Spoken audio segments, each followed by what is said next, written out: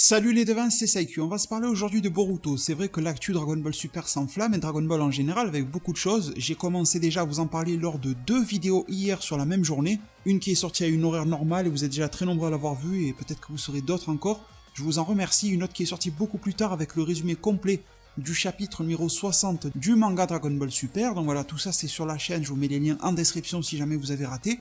D'autres vidéos sur DBS, sur SDBH, sur DB en général vont arriver dans les prochains jours bien sûr. De la news, de la review, de tout ce qui va bien, de la théorie, tout ça. Mais aujourd'hui, comme je vous l'ai promis dans une vidéo que j'ai été malheureusement contraint de supprimer, problème de droit d'auteur, tout ça, je vous disais que j'étais à jour sur le manga Boruto. Et en bref, je vous expliquais que j'allais en parler. Je vous faisais part de mes avis, de mes théories, etc.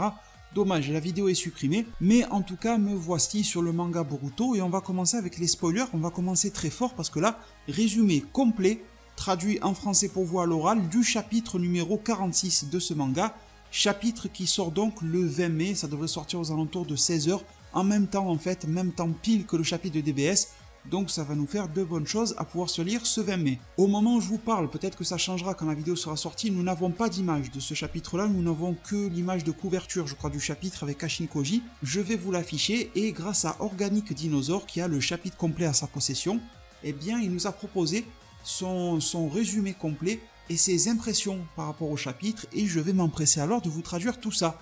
Donc le titre du chapitre numéro 46 est « Les réelles identités ». Mais il nous dit de faire attention, ce titre en japonais, le kanji utilisé peut faire référence à autre chose que identité. Donc moi quand j'ai lu ce titre là je me suis dit oh putain ça y est, il y a tout qui est révélé, Kashin Koji, Jigen, machin machin. Donc oui et non, parce que ce terme qui est en japonais peut dire les réelles identités, peut aussi dire les réelles morales, les réelles personnalités, la vraie manière de penser, la vraie forme, la vraie origine de quelque chose ou de quelqu'un, pourquoi pas. Donc il y a de multiples manières d'interpréter le titre en japonais, et c'est peut-être même un jeu de mots, parce que vous allez voir que ce chapitre apporte pas mal de révélations, même s'il apporte encore une fois un lot encore plus grand de teasing pour la suite. Donc la couverture du chapitre nous montre l'ardent Kashin Koji, je rentre dans la traduction du résumé, qui se tient droit avec sa cape majestueuse et qui regarde de manière perçante au travers de nos âmes. C'est ce qui est écrit autour du chapitre visiblement. On nous dit également, il y a quelques petites previews du chapitre, vous savez sur la page de couve, qui nous disent Kashin Koji contre Jigen, une soudaine bataille et un soudain conflit au sein même de l'organisation Kara. Un conflit pouvant même brûler le paradis. Bon là c'est un peu du marketing, mais bon, voilà, je vous donne tout ce qu'il y a. Donc il y a énormément visiblement de combats dans ce chapitre-là, c'est pour ça que le résumé par moment ne va pas pouvoir vous apporter absolument tout de tout ce qui existe par rapport à ce chapitre, étant donné que le combat ça se constate avec les yeux, c'est un peu plus difficile à raconter. Mais malgré tout, j'ai des choses à vous dire sur ce combat, car on commence exactement là où le chapitre 45 nous a laissé. Ils sont au même endroit, dans la même pose, et il y a Jigen, donc Ishiki Otsutsuki, qui va commencer à regarder par-dessus son épaule en arrière, en regardant Kashin Koji. Jigen va s'adresser à Kashin Koji et lui dire « Tu veux me tuer ?» Parce qu'en chapitre 45, il avait été révélé que c'était le but de l'existence de Kashin Koji, dont l'identité, vous allez voir qu'elle va se déverrouiller un petit peu dans ce chapitre, reste mystérieuse à la fin du chapitre 45, mais son but de tuer Jigen avait été révélé. Et Jigen poursuit en disant « Est-ce là la raison pour laquelle tu as été créé, Kashin Koji ?» Et Kashin Koji répond que oui, c'est la raison pour laquelle il est en vie. Il doit donc tuer Jigen. La scène change et on revient dans la pièce d'interrogation avec Naruto qui continue les questions, vous savez, auprès de Amado et tout ça. Et Amado, il continue de parler en disant que Jigen a été fatigué par le combat qu'il a eu contre Naruto et contre Sasuke, même s'il les a dominés plus ou moins largement. Après vous allez me dire c'est un petit peu de la triche vu que le mec il pompe le chakra directement depuis Jubi. Mais bon, dans les faits, le résultat du combat, c'est qu'il les a laminés, mais en même temps, il a été fatigué par ça. Donc, on constate et on comprend encore plus, même si on le savait déjà qu'il a été fatigué, que Jigen est pas imprenable. Vous voyez ce que je veux dire? Il a ses limites. Si à ce combat-là, il a été fatigué, peut-être qu'ils pourront se le faire. Donc, Amado explique que le fait que Kashin Koji s'en prenne à Jigen maintenant est en fait la seule opportunité pour lui de réaliser son but dans la vie, qui est de tuer Jigen. La scène revient sur la confrontation de Jigen-Kashin Koji. Jigen se moque de Kashin Koji et plus particulièrement de sa raison de vivre en disant qu'elle est ridicule, mais surtout, il se moque du fait que Kashin Koji est un petit peu sous les ordres de Amado. Kashin Koji répond que cela est être un shinobi, donc je ne sais pas s'il fait référence à son Indo, mais il dit que c'est en cela qu'il est un shinobi, et il fait signe de la main à Jigen probablement de venir vers lui, je pense, parce qu'en tout cas, suite à cela, Jigen rush directement sur Kashin Koji en lui disant qu'il est un petit peu un abruti de s'en prendre à lui. À partir de là, le combat se lance. On a Kashin Koji qui envoie une énorme technique, un ninjutsu de feu, une boule de feu sur son adversaire, mais qui est facilement et rapidement absorbé par la paume des mains de Jigen, vous vous en doutez. Et on a Kashin Koji qui va en cracher 3 de plus. Mais Jigen, cette fois-ci, utilise ses deux mains, les deux paumes des mains, pour absorber l'intégralité. Pendant ce temps, en profitant un petit peu de l'absorption et tout ça, Kashin Koji profite de surprendre Jigen et de passer derrière lui avec un autre jutsu qui lui balance dessus. Ce jutsu va avoir pour effet d'entourer un peu comme un manteau d'huile Jigen. Donc on en reste toujours dans la thématique un petit peu crapaud, Jiraiya, tout ça, huile, feu et compagnie. Et pour aller un petit peu plus loin dans la surenchère, il y a un petit crapaud qui va apparaître et qui va escalader le dos de Jigen. Et on voit qu'il y en a beaucoup d'autres, encore plus, voilà, des petits comme ça qui arrivent et qui escaladent encore un peu tout le corps de Jigen. Kashin Koji active une autre technique, un autre jutsu, et celui-ci enveloppe totalement Jigen de fumée. Suite à cela, la pièce entière s'illumine avec une flamme géante. Donc est-ce que Kashin Koji a essayé de faire une sorte d'incinérateur géant grâce à ses mini-crapauds, à l'huile, au feu qu'il crache, et de faire en sorte que Jigen soit un petit peu mis en difficulté, qu'il ne puisse pas tout absorber, qu'il n'ait pas d'espace pour esquiver ou quoi que ce soit. En tout cas, ça a l'air d'être le but. On nous dit que la scène retourne au lieu d'observation. Vous savez que Naruto et compagnie avaient, grâce à Amado, un petit dispositif pour pouvoir voir ce qu'il se passe. Et à l'intérieur de cette pièce, on a Boruto qui est impressionné par la scène et Kawaki dit que ce n'est pas assez. Il peut envoyer autant de pouvoirs de feu, etc. qu'il veut, même en améliorant leur pouvoir en utilisant de l'huile. Kawaki dit que ça sera la même fin, Jigen va absorber tous ces jutsu. Peu importe ce que tu tentes dans ce style-là d'attaque de Kashin Koji, rien ne sera efficace, nous dit Kawaki, face au karma, ou au kama, vous l'appelez un petit peu comme vous voulez. Et à ce moment-là, les devins, nous avons probablement un des passages les plus hypants du chapitre. Naruto, je dis bien Naruto, pas Boruto, Naruto le Hokage reste sans voix, il est un petit peu choqué, et il pense à l'intérieur de lui-même, il n'exprime pas cela, il pense dans sa propre tête, et il se dit, cet homme masqué qui est en train de se battre, son style de combat, je le reconnais, c'est celui de 3 petits points, et Naruto ne continue pas sa pensée à haute voix, si je peux le dire ainsi, en tout cas de manière lisible pour nous lecteurs, mais Naruto semble la reconnaître, et je pense qu'encore une fois, nul doute, ça va pointer du doigt vers Jiraiya. Donc pour ceux qui n'avaient pas pu voir ma vidéo que j'avais supprimée, si vous voulez mon avis, je pourrais dédier une autre vidéo à ça si jamais. Je pense que Kashin Koji est un clone de Jiraiya, ça expliquerait des tas de choses. Je ne vais pas m'éterniser sur la théorie, mais des choses basiques comme le fait que le corps de Jiraiya n'a jamais été retrouvé pour les Dotensei de Kabuto, comme toutes les techniques de Kashin Koji qu'il peut utiliser, qui sont identiques ou similaires, comme le feu, comme l'huile, comme les crapauds un peu différents, mais ça reste le même délire, comme le Rasengan, ou alors aussi des données comme le fait qu'il est capable d'entrer dans Konoha, et que son ADN, son code génétique ne soit pas reconnu comme un intrus de la part du clan Yamanaka, etc. Tout cela me fait penser que ce n'est pas Jiraiya, qu'il est bel et bien mort, mais en même temps que c'est tellement proche, je ne pense pas que ça soit de la famille, un frère ou autre. Je pense principalement, après un fils est possible, étant donné que Jiraiya aimait bien les femmes, voilà, c'est connu. Mais je pense malgré tout que c'est un clone. Pourquoi un clone ? Parce que nous sommes purement dans la thématique des corps artificiels, des armes, des outils ninja scientifiques. La science prime par-dessus, limite au-delà de toute technique ninja dans ce monde, ce nouveau monde de Boruto. Donc le clone de Jiraiya me semble coller parfaitement à la situation. Et le fait que Naruto remarque que le style de combat est similaire me met encore plus sur cette piste-là. Un frère n'a pas forcément à se battre de la même manière exacte que son autre frère, quoi. Donc bon, voilà, on verra bien. Mais en tout cas, sachez que Naruto reconnaît ce style de combat et qu'il est même un petit peu interloqué par la situation. Donc nous retournons maintenant sur le combat de Jigen et on voit que Jigen est en train d'absorber absolument tout autour de lui. Il n'y a pas de quoi être surpris, franchement, par tout ça. Mais justement, Kashin Koji n'est pas surpris lui-même et il attendait cela.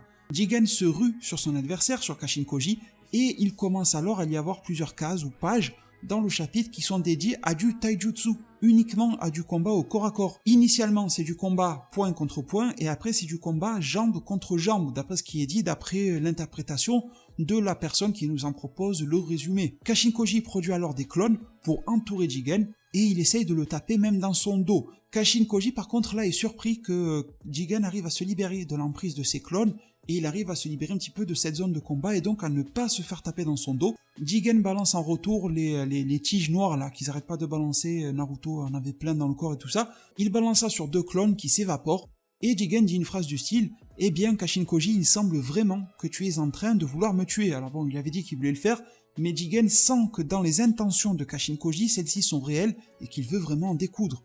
Et ensuite, Jigen demande à Kashin Koji s'il est préparé à mourir. Kashin Koji répond d'une manière en prenant une pause et une voix un petit peu cool, en disant « Attention, c'est ma phrase que vous venez de dire, Seigneur Jigen, non, ou plutôt devrais-je dire Otsutsuki Ishiki ». Suite à cela, les devins, nous avons encore beaucoup d'informations et de résumés par rapport à ce chapitre numéro 46 de Boruto, et nous avons une nouvelle transition de scène et nous revenons sur le cas de Amado et de son interrogation. Naruto lui pose alors des questions sur Ishiki. Amado répond que Ishiki est la réelle identité de Jigen et il dirait même mieux, c'est que Ishiki est la forme réelle de Jigen, c'est comme ça qu'il le qualifie.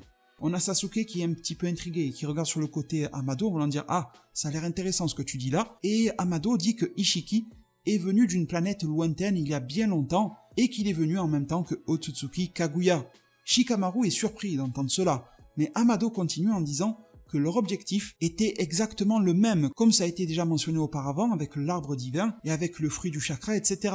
Cependant, un problème a eu lieu. Kaguya est devenu tout à coup hostile envers Ishiki, donc on en apprend sur le passé des Otsutsuki, etc., à moins qu'Amado ne mente, mais en tout cas on a l'air d'avoir une révélation ici. Amado dit que nous ne saurons probablement jamais quelle est la réelle histoire, ou en tout cas quel est le point de vue de Kaguya par rapport à cette histoire, dans le sens où nous ne pouvons pas juger sur les apparences, et que pourquoi pas Kaguya avait de bonnes raisons si elle s'est retournée contre lui. Mais il semblerait, ce n'est pas sûr, mais d'après ce qu'en a compris Amado, que la querelle entre les deux et le fait que Kaguya a été hostile envers Ishiki était du fait d'une bataille pour monopoliser, pour s'accaparer le fruit.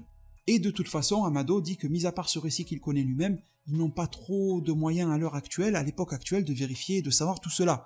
Ishiki ensuite a été pris par surprise, donc à l'époque, et il a reçu des dommages sur son corps tels qu'il a failli en perdre la vie. Il a reçu des dégâts mortels. Il était quasiment sur le point de mourir, mais par chance, il a pu faire la rencontre d'un solitaire moine qui était très entraîné et qui était un moine que l'on qualifie de ascétique. Si jamais vous ne savez pas ce que ça veut dire ascétique, j'ai pris vite fait la définition Wikipédia, on nous dit que l'ascèse ou l'ascétisme est une discipline volontaire du corps et de l'esprit cherchant à tendre vers une perfection. L'ascèse est couramment rattachée à diverses religions, mais son usage n'est pas limité à celle-ci. Donc voilà, le moine qui a été rencontré par Ishiki à l'époque, le moine solitaire, était donc probablement quelqu'un de tourné vers la religion, mais au-delà de cela, c'était quelqu'un qui cherchait une certaine forme de perfection de corps et d'esprit. Voilà, c'est ce que vous devez comprendre, et c'était un corps aussi entraîné. Ce moine a été très malchanceux, mais il a fait la chance de Ishiki, et ce moine était le corps originel de Jigen. Donc maintenant les devins, vous savez qui est originellement Jigen. C'était quelqu'un qui passait par là, et cette personne-là était balèze de base, avait un bon corps, et il a été un bon réceptacle pour Ishiki.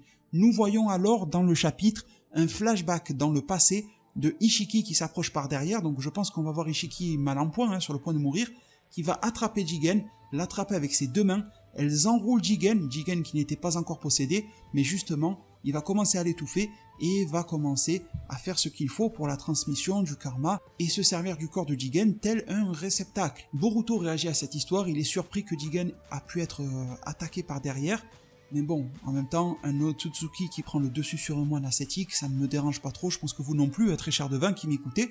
Sasuke pose une question et il dit, à ce moment-là, est-ce que Ishiki a conféré, a posé le karma, le kama, dans Jigen? Après tout, il est vrai que les Otsutsuki utilisent le kama pour pouvoir pirater le corps des autres personnes.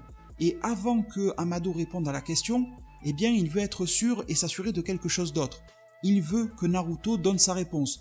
Est-ce que oui ou non il va accorder la demande d'asile que Amado avait formulée? Il veut le savoir déjà pour être rassuré, mais également il a besoin de confirmer étant donné qu'il est en train de prendre le fils de Shikamaru, Shikadai, comme un otage. Donc Amado voudrait réellement en terminer avec cette situation-là, en sachant que si Naruto accepte, il y a des lois, les lois du pays du feu, etc. Et donc on ne peut pas le lui faire à l'envers. S'il a la parole de l'Hokage, sa valeur de loi et sa valeur d'engagement formel. Donc on ne peut pas lui dire oui tu auras l'asile pour le faire parler et ensuite lui tomber à 15 dessus et le tabasser sa mère. On ne peut pas, on ne peut que lui donner une vraie parole, oui ou non. Et dans le cas de non, ça risque d'être compliqué pour Shikadai. Du coup, Shikamaru, il est très énervé et il dit à Naruto de ne pas céder. Mais Naruto accepte et il lui dit d'accord, nous avons trouvé un accord, tu vas parler et je t'accorde mon asile. L'asile est donc la protection de Konoha. Amado a l'air maintenant satisfait de ce qu'il vient d'obtenir. Allez savoir les devins si ça correspond à un certain plan qu'il a. il continue à parler à propos de la forme du karma. On a Sumire, Kawaki et Boruto qui s'échangent un regard un petit peu inquiet par rapport à la situation, et justement ça devient un petit peu plus stressant parce que Amado va prendre Boruto comme exemple, il va se servir de lui pour expliquer le cas de Ishiki et de Jigen. Il va faire la entre guillemets révélation que le kama de Momoshiki a été gravé en Boruto. Il y aura même une case, il est devint dans le chapitre 46, qui sera une représentation d'une pyramide de roches sur laquelle un kama très sombre en forme de diamant est présent tout en haut de cette pyramide-là. Et cette pyramide avec un Sokama dessus a l'air de se situer dans un monde abyssal. Donc c'est très mystérieux, tout ça. Il y aura beaucoup de choses à se parler par la suite, de théories, etc. Ça va être très intéressant. On nous dit que durant le climax de la bataille contre Momoshiki, ça c'est Amado qui parle, eh bien il s'est converti lui-même en des données, un peu comme des données que vous mettriez sur une clé USB ou autre, et qu'il s'est dupliqué lui-même, comme un copier-coller. Il s'est donc introduit de force à l'intérieur du corps de Boruto. À ce moment-là où il dit ça, on revoit cette fameuse pyramide mystérieuse de plus près, et on y voit que le karma est en train de se diffuser, de s'étaler d'une certaine manière. Allez savoir quelle est la signification de tout cela, mais ça on s'en parlera plus tard. C'est une sorte de petite compression, de légère compression, un fichier de backup de Otsutsuki. Et Amado continue en lui disant que c'est en train de progresser en ce moment même à l'instant même où il nous parle. C'est une progression lente, mais elle est en train de se faire. Ça se fait petit à petit. Et finalement, quand toutes les données auront été décompressées, 3 petits points. Donc là, ça sera sûrement la prise de possession totale du corps de Boruto par Momoshiki, Kawaki avec son Otsutsuki, etc. En gros, ils vont devenir des nouveaux Jigen bis, Ishiki bis, quoi. À ce moment-là où Amado parle, nous avons une représentation de Boruto, qui n'est pas forcément réelle, c'est plus pour imager le truc, qui nous montre que du côté droit de son corps, le Kama a complètement pris le pas sur son corps, depuis sa tête jusqu'à son dernier ongle de pied, et nous voyons même que son œil droit est terne.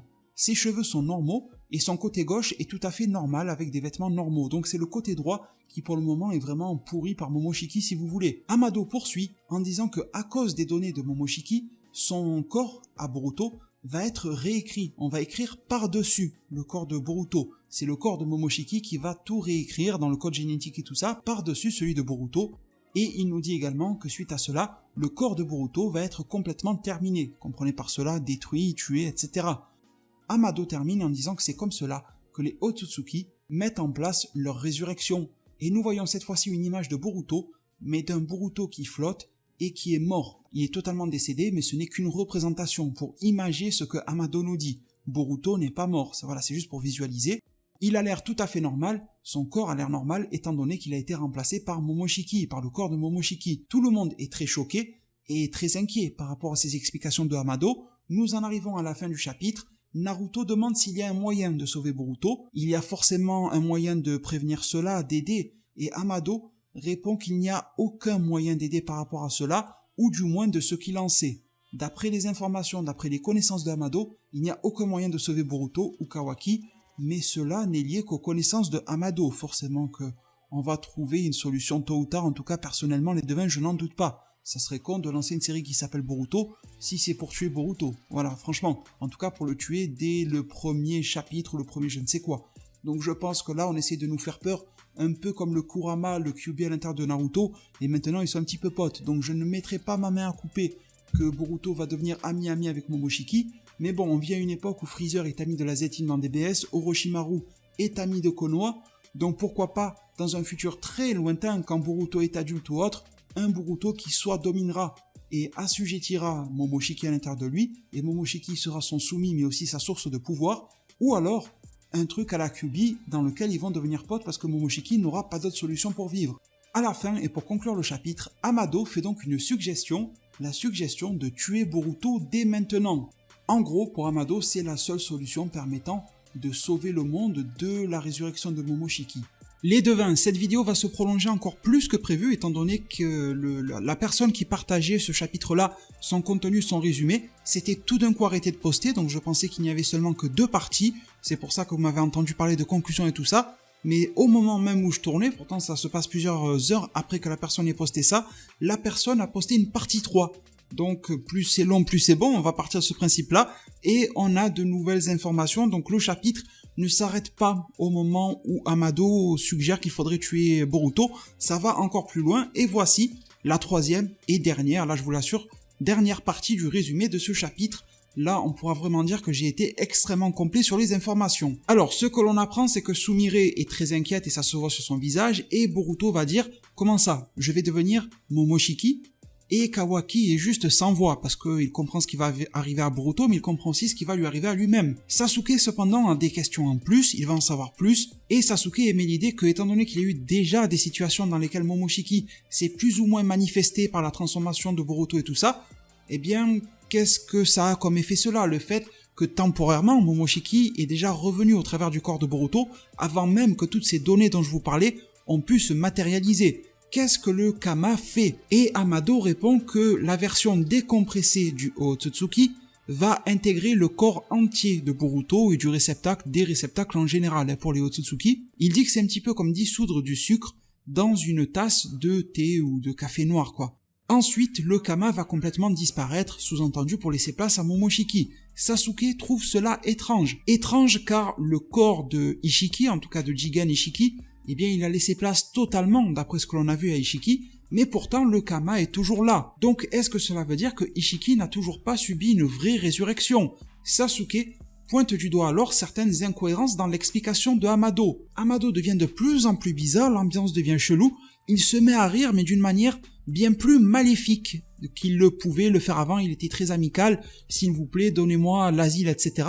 Là, il a l'impression, il rigole un petit peu comme s'il avait été démasqué ou quelque chose comme ça. Bref, on va savoir ce qu'il en est par la suite du résumé. Shikamaru fait en sorte d'immobiliser Amado, il lui fait une sorte de clé, il l'attrape par le col et tout ça. Et Shikamaru est très énervé et il demande à Amado qu'est-ce qui peut être si drôle dans cette situation-là, qu'est-ce qui peut être si rigolo. Amado se permet alors de rappeler à Shikamaru l'accord qu'ils viennent d'avoir, l'accord concernant l'asile. C'est pour ça peut-être qu'il prend ses aises à Amado, parce que là il sait qu'il est un peu tranquille vis-à-vis de la loi ou quoi, mais je pense qu'il faut pas trop chauffer Naruto, asile ou pas. Si tu trahis Konoha, tu l'auras dans l'os, je pense. Mais en tout cas, pour le moment, eh bien Shikamaru va se retirer, va laisser un petit peu de liberté à Amado, il va arrêter de le menacer en tout cas, et il dit que en effet, Ishiki a piraté d'une certaine manière le corps de Jigen. Cependant, il dit que le Kama a été utilisé dans une manière, par une voie qui est totalement différente que celle que Amado vient juste de leur expliquer. La raison est encore plus poussée que cela.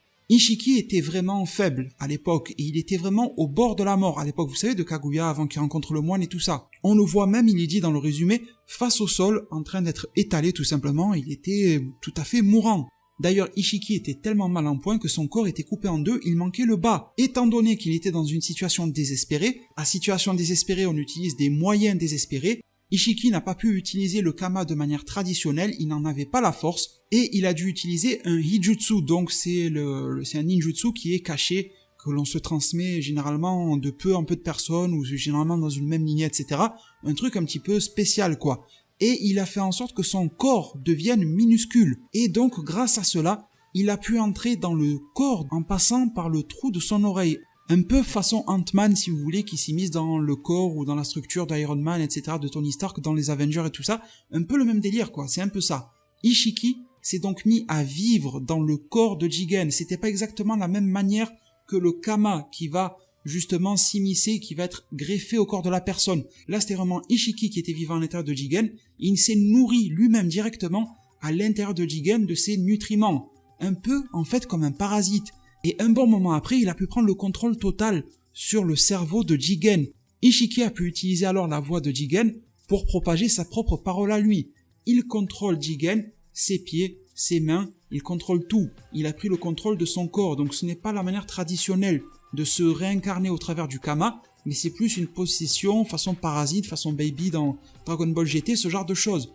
Même aujourd'hui, Ishiki est physiquement à l'intérieur du corps de Jigen, c'est ce que nous dit Amado. Mais cependant, la mauvaise nouvelle tombe, même si Ishiki est toujours à l'intérieur de Jigen, une fois qu'il a pris des forces, qu'il s'est nourri, qu'il s'est soigné à l'intérieur, il a quand même pu utiliser le moyen traditionnel de placer et de graver le Kama dans le corps de Jigen, dans le but de faire une résurrection dans la vraie forme de Ishiki, la forme originale. Et il dit que maintenant, nous sommes pas très loin de voir le dénouement de ce plan de résurrection de la part de Ishiki par le biais du Kama de Jigen. Ensuite, on nous dit que la scène change et on retombe sur le combat. Entre Kashinkoji et Jigen, on nous dit que Jigen continue de foncer droit devant, directement dans Kashinkoji encore et encore, et qu'il essaye de l'attraper, qu'il essaye de lui faire des petits entourloupes, de briser sa garde, ou en tout cas de outrepasser sa garde plutôt. Ensuite, il enchaîne Kashin Koji de coups de pied qui le font virevolter. Kashin Koji traverse un pilier carrément tellement la puissance était ouf. Kashin Koji va contrer en utilisant un Doton, totalement manipuler le sol. Et grâce à cela, grâce au Doton, il va arriver à paralyser les mouvements de Jigen qui va se retrouver dans l'impossibilité de bouger tout simplement. On revient sur Amado qui continue d'expliquer comment est-ce qu'on sélectionne un réceptacle. Et il dit que c'est un aspect très important aussi à comprendre. Il dit que Jigen était la chance de Ishiki à l'époque et Jigen, le vrai Jigen, le moine, a été malchanceux de se trouver là. C'était un peu une coïncidence. Et le chakra de Ishiki est beaucoup trop puissant pour que Jigen puisse le supporter ou encore pire ou encore mieux le contrôler. Le corps de Jigen est tout à fait inadéquat pour être le réceptacle de Ishiki. Malgré le fait que c'était un moine ascétique, entraîné, etc., ce n'est pas assez. Même avec la résurrection de Ishiki, nous dit Amado, le corps de Jigen ne serait pas en mesure d'encaisser le choc par rapport au chakra de Ishiki et ce corps de Jigen va juste mourir. C'est pour ça qu'on a déjà vu quelques problèmes par rapport au corps qui commençaient à lui semer quelques problèmes, on avait vu à Ishiki, etc. Il fallait qu'il ait rechargé un petit peu les batteries auprès de Jubi. Bref, il était un petit peu en train de colmater les brèches.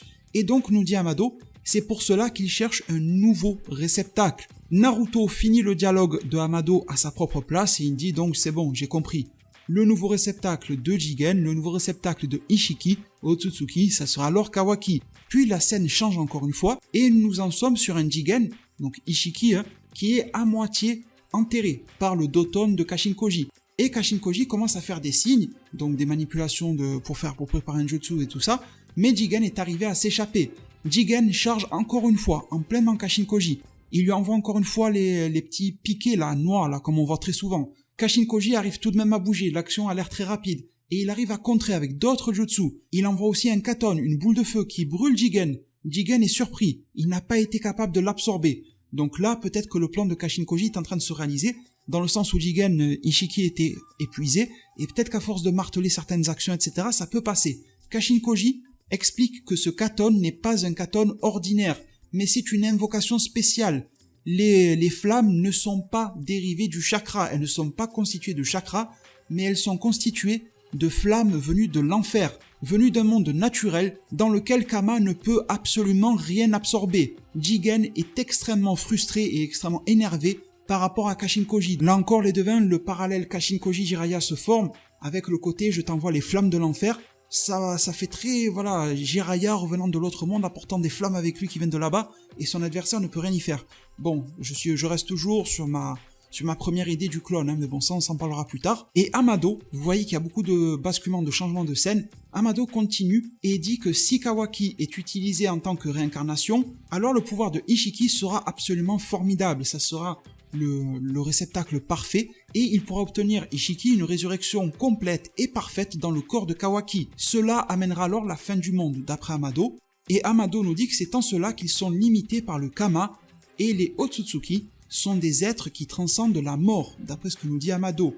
Et ensuite Amado, il dit « Je vais vous dire maintenant les gars, à vous tous là présents, Naruto, Sasuke et compagnie, comment est-ce que l'on tue un Otsutsuki ?» Et là, par contre, nous en sommes vraiment proches de la fin du chapitre, nous n'avons pas l'information ici, mais nous savons que Boruto, Kawaki, Naruto et Sasuke, ils regardent directement Amado dans les yeux en voulant dire « Allez, vas-y, accouche, on veut savoir ». Le chapitre s'en arrête ici.